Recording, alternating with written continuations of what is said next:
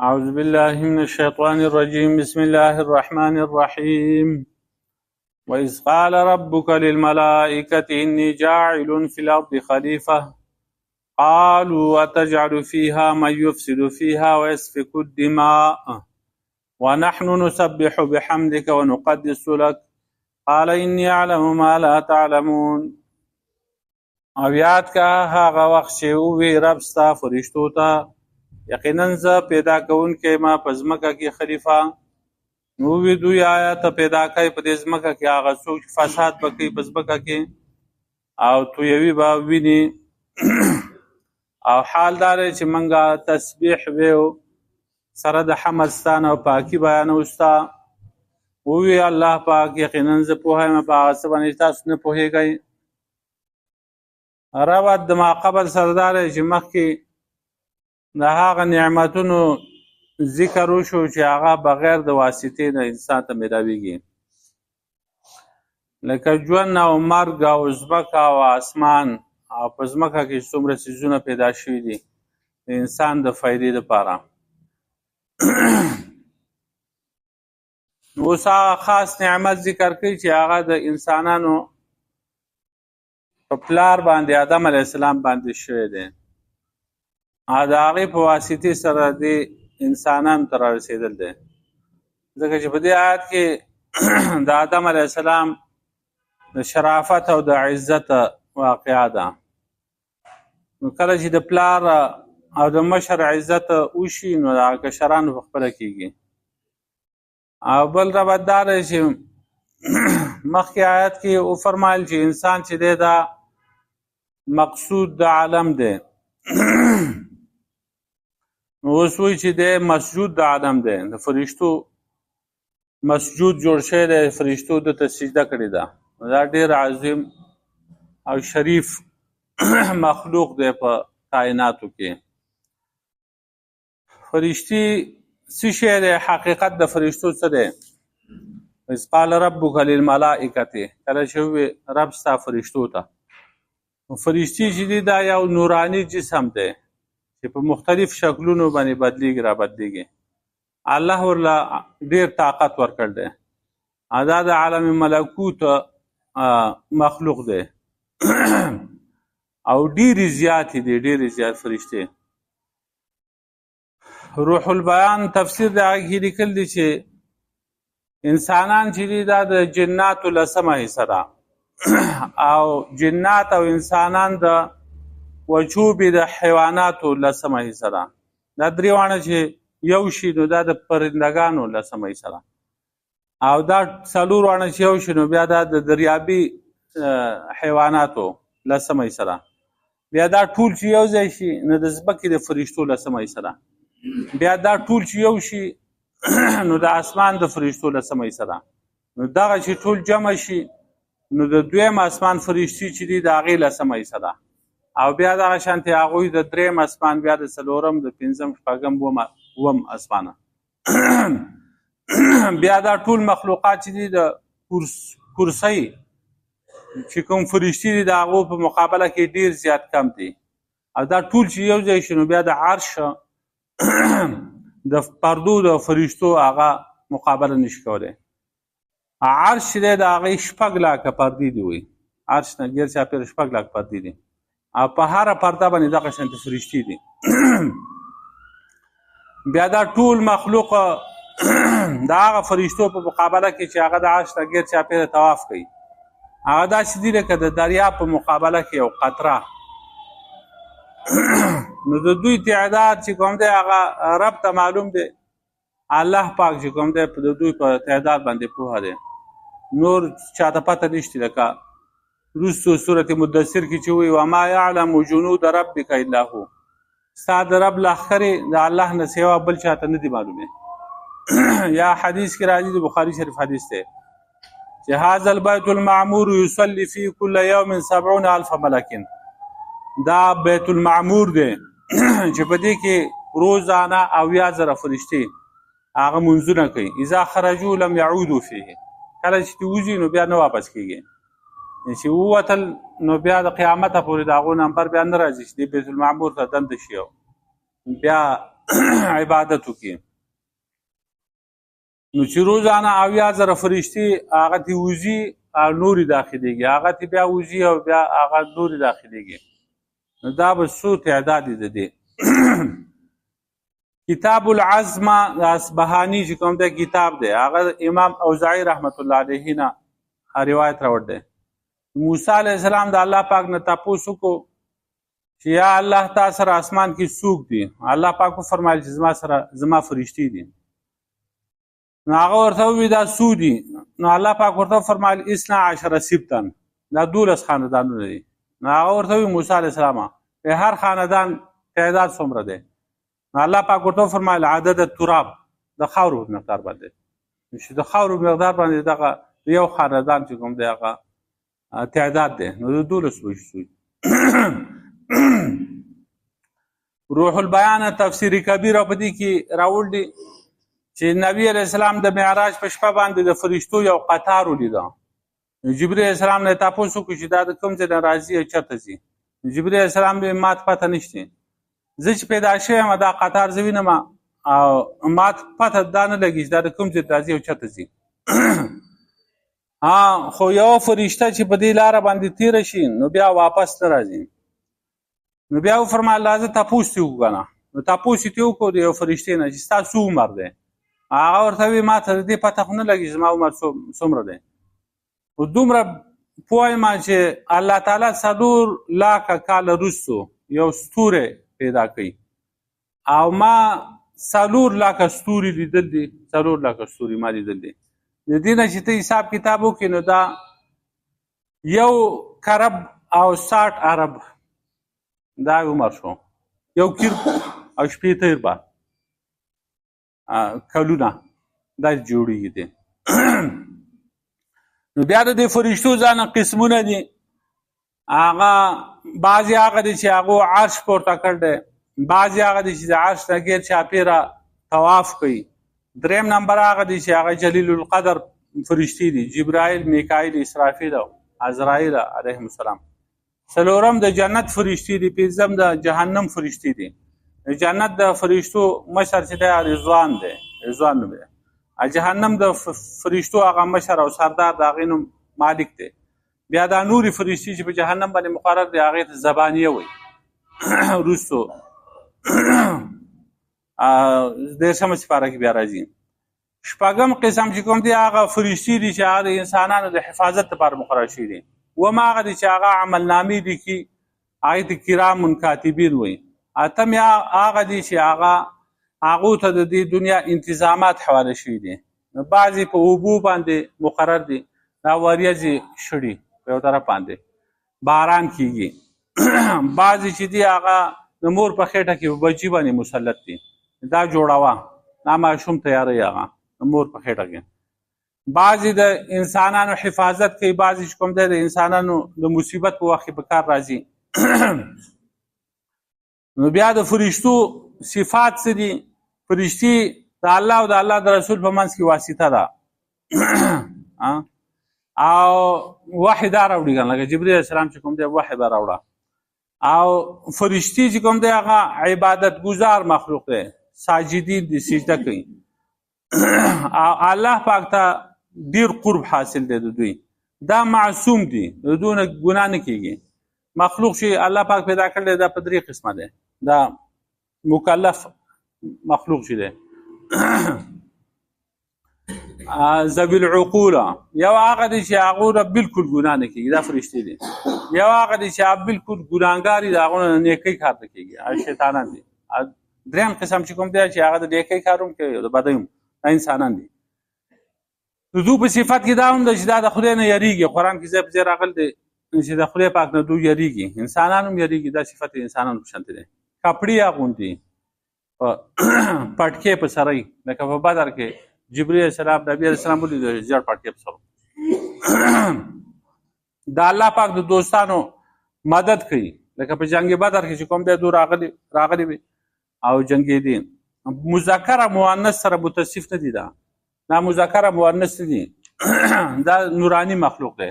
نور نه پیدا شوی دی. نور نه اصل شکل چې دی هغه نور رڼا ده.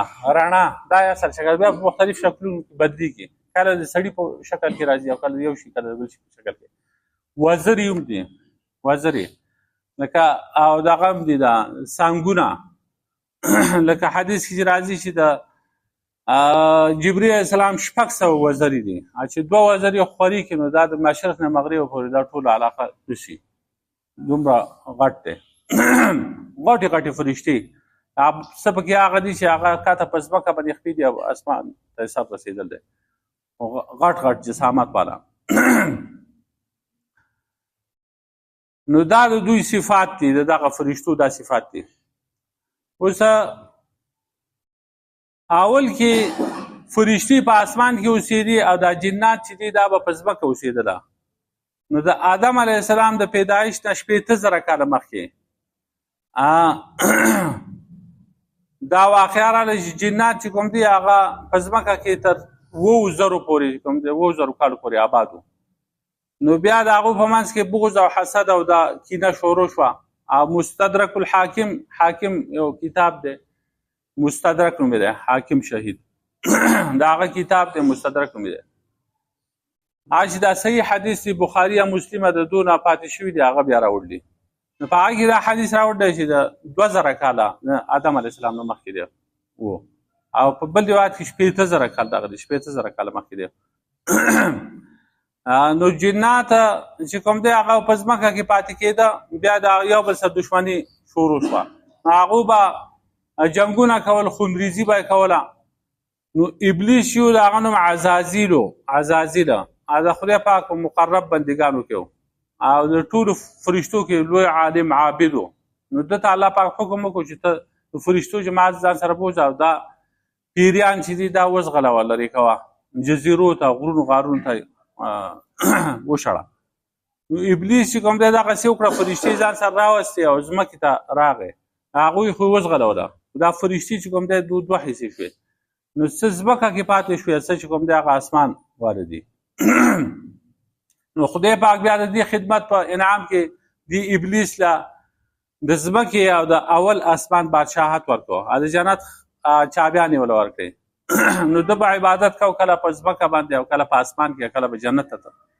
نو تکبر پکې پیدا شو او دا سوچ وکړو چې زه په دې ټول مخلوق کې د ټول نه غوره ځایمه، مستحق د خلافت هم ځایمه، ماله به خلافت خدای پاک راکړي. نو حسد شروع کو. نو آدم علیه السلام چې الله پاک پیدا کړ ده ته سجده کوئ. نو نورو فرشتو سجده وکړه، ته ویې دی خو خلقتني من نار و خلقته من طین، زه د اور نه پیدا کړی یم، دی د خټې نه پیدا کړی. دا اور غوره دی خټې نه، زه دته ولې سجده کوم؟ سجده نه کوم. او د سجدې نه انکار وروستو بیا د نوح علیه السلام سره هم بلاو شوی ده، ابراهیم علیه السلام سره دا ابلیس. نوح علیه السلام ته دا شکایت کړی چې په یو سجده زه خدای مردود کړی به، نو ته خدای ته ووایه چې ما معاف کړي که نه. نو الله پاک نوح علیه السلام ته ووایي ته ورته ووایه دا سوال جواب ما ورسوه چې اوس لاړ شه د دې آدم علیه السلام دې قبر ته سجده وکړه زه به دې معاف کړم. ده وایي چې ژوندی نو سجده مې ورته نه کوله، نو اوس مړو ته زه سجده وکړم. نو پاتې شو دغسې. نو حافظ الپوري وایي چې 6 لکه کلونه عزازیل په طاعت تیر کړه، بوخ شو لکه خر آخر د کبر په چکړې، مکر د دنیا بلعام ته مل توره تیاره کړه، بل چراغ یې مړ شو په دوستۍ د ګنده خړي. بلعام بن باعوره هم یو لوی عالم و بني اسرائیلو کې، په هر څه ترې لاړه. نو الله پاک وایي انی جاعل فی الارض خلیفه، د فرشتو ته وایي زه پیدا کوم په ځمکه کې خلیفه. او بل ځای کې انی خالق بشرا من طینه، زه پیدا کوم یو انسان د خټې نه.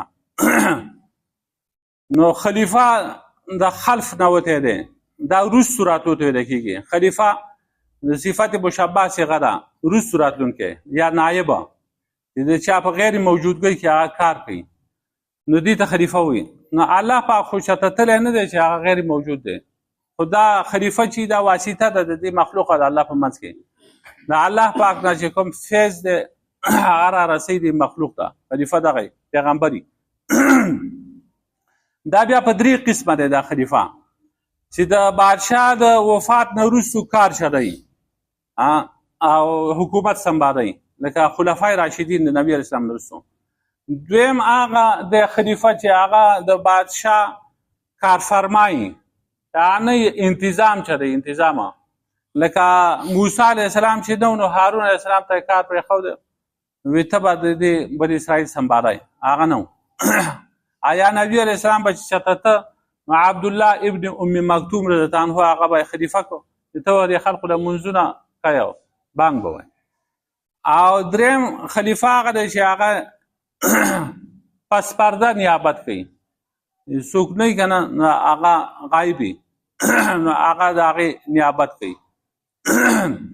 نو دلته د خلیفه نه مراد چې کوم دی هغه دریم دی خو هغه خلیفه آدم علیه السلام د الله پاک خلیفه و الله پاک د خلقو د سترګو نه د نظر نه پناه نور موجود دی الله پاک سره مړ هم نه دی چې اول قسم کې او غایب هم نه دی محجوب دی د خلقو سترګو نه پناه دی. نو آدم علیه السلام یې خلیفه جوړ کو او بیا د خلافت چې کوم دی د هغه طریقې دي خلیفه به څوک جوړیږي. نو خلیفه چې کوم دی هغه یو صورت دا دی چې بادشاه په خپل زندګۍ کې خلیفه ولی عهد مقرر کړي لکه ابوبکر صدیق رضی الله عنه په خپل زندګۍ کې عمر رضی الله عنه خلیفه وټاکه زمانه وروسته به خلیفه. دویم هغه چې عام مسلمان چې کوم دی هغه خلیفه وټاکي ځانه لکه خلکو چې ابوبکر صدیق رضی الله عنه له خلافت ورکړ. او دریم قسم خلیفه هغه چې هغه خاوندان د رای عقل والا هغه مشوره وکړي هغه په چا باندې اعتماد وکړي ځان د خلیفه مقرر کړي لکه عثمان رضی الله عنه علي رضی الله عنه چې کوم طریقه باندې خلیفه مقرر شو.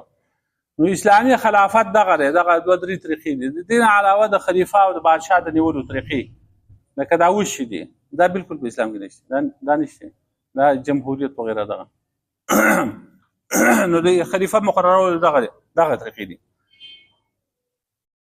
نو هغه ورته وی قالوا اتجعل فيها آیت پیدا کوي په دې ځمکه کې ما یفسد فيها ويسفك الدماء هغه څوک چې هغه په فساد کوي او په ځمکه کې به ویډیو تویوي. نو دوی دا خبره د سره معلومه کړه نو دوی دا خبره د خلیفه نه معلومه کړه چې آدم علیه السلام چې پیدا کېږي دوی خو عالم الغیب نه نو دا ولې وی چې دوی به وروسته بیا فساد کوي یا دوی به وینې تویي. نو دا د خلیفه د لفظ د معلومه کړه خلیفه هغه چاته وایي چې هغه فیصلې کوي د خلکو منځ کې.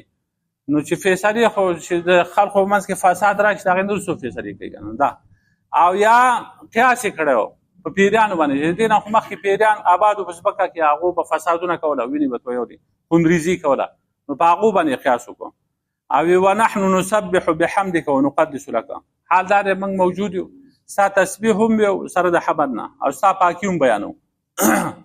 نو بیا خو آدم علیه السلام ته ولې جوړی. اوس آدم علیه السلام چې کوم دی د هغه د پیدایش واقعات تفسیر عزیزي او په دې کې دا لیکل ده چې جبرئیل علیه السلام د الله پاک حکم وکړو چې د ټولې ځمکې نه توره سپینه سره او تروه خوږه نرمه وچه خاوره دا راوړه په یو موټي کې. نو جبرئیل علیه السلام لاړ نو ځمکې نه خاوره راوړه نو ځمکې تپوس وکړو دې سره ته څه چل دی. نو جبرئیل علیه السلام ورته دا ټوله واقعه بیان کړه چې الله پاک یو کس چې جوړوي آدم علیه السلام هغه ورته وایي زه د خدای پناه غواړم ستا نه دی زه خپله حصه ورکړم چې هغه بیا وروسته جهنم ته ځي زه تا له خپله حصه نه در کوم. نو جبرئیل علیه السلام خالي لاس واپس لاړ. نو الله پاک ته ووایي چې هغه ځمکې ما له قسم راکړه نو زه نشم راوړی. نو الله پاک اسرافیل علیه السلام ولیږه هغه هم خالي لاس راغی. بیا میکایل علیه السلام ته وایي ته راوړه هغه هم لاړ هغه ځمکې ورته قسمونه ورکړه زه دې ته تیار نه یم. نو بیا ملک الموت عزراییل علیه السلام هغه پسې ولیږه وی دا خاوره چېرته وړې هغه وی دا خود د خدای حکم دی وی زه خپله خاور نه ورکوم هغه وی ته به ورکوې زه خدای رالیږلی یم وی ستا دا عجزي او زاري په خپل ځای ده خو د خدای حکم منل چې کوم دی په خپل ځای دی نو ته به خاوره یې ترې راغونډه کړه او ویې وړه. نو خدای پاک هغه په دې روحونو باندې مقرر کړم چې د ځمکې نه دی دا خاوره جدا کړ ده اوس چې سا وباسه بیا دې خاورې ته لیږه په دې باندې مقرر کړ ده. او بیا ورته حکم وکړو چې دا خاوره چې دا په هغه ځای کې کېده نن سبا چې په هغې باندې خانه کعبه ده په دغه ځای کې کېده. بیا فرشتو ته حکم وکړو چې اوبه راوړئ. نو مختلفو ځایونو نه اوبه راوړي، د هغه خټه یې جوړه کړه، خټه. بیا 40 ورځې په هغې باندې باران وشو. نو یو کم 40 ورځې د غم باران پې شوی دی او یو ورځ پې د خوشحالۍ باران شوی دی. مدام د غم باران وریږي، د خوشحالۍ شبه په کال کې نه راځي. دا ځکه وي آدم علیه السلام په خټه کې دا غم شامل شوی دی. نو د دې وجې نه انسانان چې دي هغو ته غم او تکلیف زیات دی، خوشحالي کمه ده. نو بیا هواګانې مختلفې هواګانې په هغې باندې وچرېدې تر دې چې دا خاوره وچه شوه چې داسې ټنګاره یې وکړو. کولال چې دا دوخې دغه کې که نه هسې ټنګ کړي. قرآن کې وایي من صلصال کالفخار، د هغه ټنګاري واده خاورې نه الله پاک آدم علیه السلام پیدا کړی دی چې هغه د ټیکري په شانتې و. بیا یې دغه خاوره چې کوم دی د مکې او د طایف په منځ کې وادي نعمان هغې کې کېښوده. او بیا الله رب العالمین په خپل دست قدرت باندې یو قالب تیار کړ. د آدم علیه السلام دا باډي خدای پاک په خپله پیدا کړ. دا فرشتو ته ده هواره کړې. او دا مخکې موږ وویل چې دا نور انسانان چې پیدا کېږي د مور په خېټه کې فرشتو ته تاسو جوړوئ. آدم علیه السلام په خپل لاس باندې الله پاک پیدا کړ. نو دا قالب یې تیار کړ. بیا فرشتو ته وویل چې راشئ اوس وګورئ څنګه دی. فرشتې راغلې وکتله، ګیر چاپېره ترې وګرځېدې او حیران شو چې دا خو عجیبه ښکلی مخلوق دی. ابلیس هم خبر شوی، هغه هم راغی ګیر چاپېره ته وګرځېد. د ده نه تاسو تعجب کوئ، دا خو ډډ دی، پکې ټول خالي دی او ځای په ځای پکې سوري دي. نو دا د کمزورۍ دا حال دی چې دی وږی شي نو تاویږي به، او که موړي نو بیا به په لارې دی شتلی. اعتراض یې پرې وکړو. بیا ګرځېده راګرځېده، بیا وایي چې یو ځای پکې دی د سیدي ګز طرف ته یو کوټګۍ غوندې ده، په دې کې څه شی پروت دی. کېدای شي چې دا د الله خاص دی، دا زړه دی د دې د وجې نه، کېدای شي دا خلافت د دې وجې نه درته ورکړی شوي.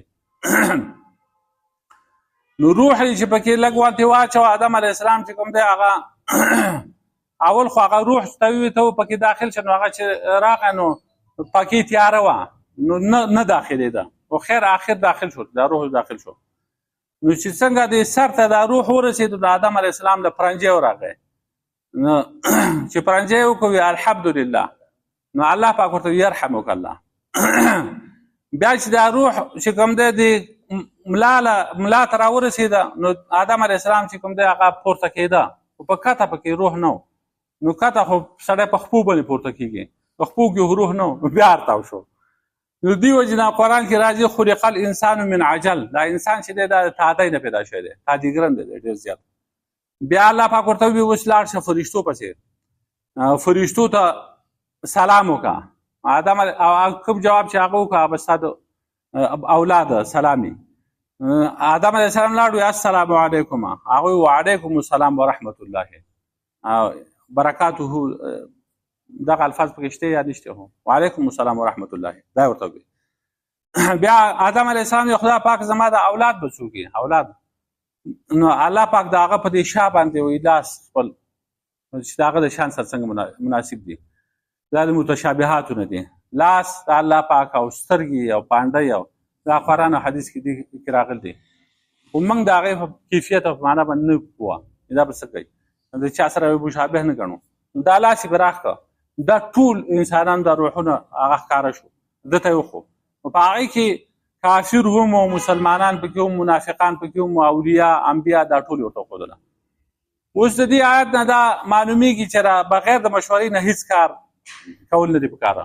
مشوره چې ده دا سنت ده، نبی علیه السلام هم کړې ده. الله پاک هم د دې فرشتو سره مشوره وکړه، انی جاعل فی الارض خلیفه، زه په ځمکه کې یو خلیفه پیدا کوم. دویم دا دی چې تعدي په یو کار کې نه ده پکاره، په دمه دمه کار کول پکار دي.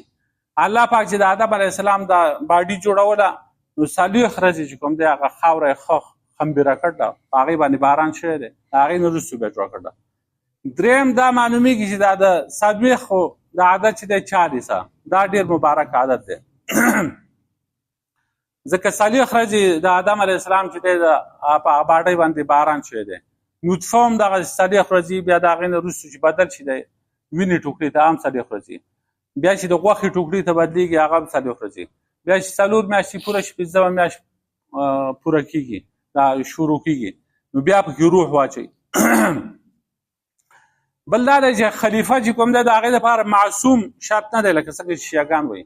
خلیفه به هغه سړی چې معصوم دا دی چې هغه ګناهونه بالکل نه کوي. نو دلته خو هغه فرشتو دا ووایي که نه چې ته پیدا کوې هغه سړی چې هغه به فساد کوي په ځمکه کې او وینې به تویي. خدای پاک د هغې جواب نه دی کړی خو د هغې باوجود بیا خلیفه کړی دی. نو معصوم ته ضرورت نشته. په دې زمانه کې معصوم څوک دی چې هغه خلیفه پیدا شي. او خلیفه چې دی به ظاهري غایب به نه وي. شیعګان وایي زموږ خلیفه چې دی مهدي علیه السلام هغه پیدا شوی دی په یو غار کې دی بیا به روسو راوځي او هغه کسان به مسلمانان شي په هغه به ایمان راوړي. موږ ویو دا مهدي علیه السلام دی روسو به راځي هغه روسو پیدا کېږي اوس نه پیدا شوی په غار کې هغه پټ شوی نه دی پټېدو ته ضرورت دی. هغه خو داسې انقلابي سړی دی چې راووت د تمام دنیا به ګډه وډه کړي نو هغه پټېږي نه چا نه.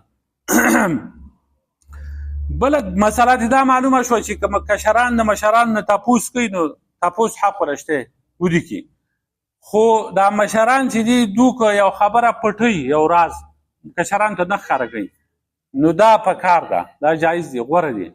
خو چې هره خبره دې کشران ته کوي نو هغه بیا ځي بهر کوي نو راز خبره به هغه چې بهر ووته خبره خرابه شوه. بل دا دی چې دا علم چې دی دا د عبادت د غوره دی. فرشتي هغه عبادت کوي په آدم علیه السلام سره علم و نو علم غوره و په عبادت باندې هغه خلیفه کو او د خدای کرم چې دی هغه په اعمالو باندې موقوف نه دی. ابلیس په لکونو کاله عبادت کړی او آدم علیه السلام چې کوم دی یوه سجده لا نه وه کړې. آدم علیه السلام الله پاک خلیفه جوړ کړ ابلیس هڅې پاتې شو اعمال یې ډېر کړي و حسد و پکې تکبر و پکې. نو د خدای کرم چې په چا وشي هغه څه وشي چې په خیال کې نه راځي. د خدای کرم چې وشي بس هغه پوره ده. آدم علیه السلام باندې الله پاک کرم وشو خدای پاک خلیفه وګرځاو. نو اذ قال ربک للملائکة هر کله چې وی رب ستا فرشتو ته انی جاعل فی الارض خلیفه یقینا زه پیدا کوونکی په ځمکه کې خلیفه. قالوا اتجعل فیها نو هغه ورته ووایي چې آیا ته پیدا کوې په دې ځمکه کې من یفسد فیها هغه څوک چې فساد کوي په ځمکه کې ویسفک الدماء او تویوي وینو لره ونحن نسبح بحمدک او موږ تسبیح بیانو سره د حمد ستانه ونقدس لک موږ پاکي بیانو ستا. قال انی اعلم ما لا تعلمون الله پاک وایي زه پوهه یم په هغه څه باندې چې تاسو نه خبرداره. دی چې اهل دی د خلافت نو په هغې باندې زه پوه یم تاسو په دې خبر نه پوه. د دې لپاره وجې ذکر کړی دا خبره بیا ولیږي. ربنا ظلمنا انفسنا